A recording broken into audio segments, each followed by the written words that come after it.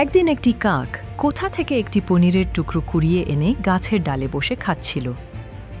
ঠিক তখনই এক চতুর শেয়াল সেখানে এসে কাককে দেখতে পেল। পনিরটি দেখে শেয়ালের জিভে জল এসে গেল। শেয়াল কাককে ঠকানোর ফন্দি আঁটল। সে মিষ্টি গলায় বলল, ওহে কাকমশাই, আপনি কত তো সুন্দর, আপনার পালকগুলো কত ঝকঝকে, নিশ্চয়ই আপনার কণ্ঠস্বরও খুব মধুর। একটু গান শুনিয়ে দিলে আমি খুব খুশি হতাম। এই প্রশংসা শুনে কাক খুব খুশি হয়ে গেল। সে ভাবল, সত্যিই তো, সে কত ভালো গায়ক। গান গাইবার জন্য মুখ খুলতেই তার ঠোঁট থেকে পনিরটি নিচে পড়ে গেল।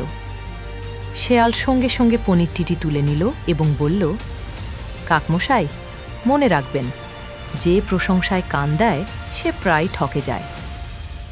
এই বলে শেয়াল চলে গেল।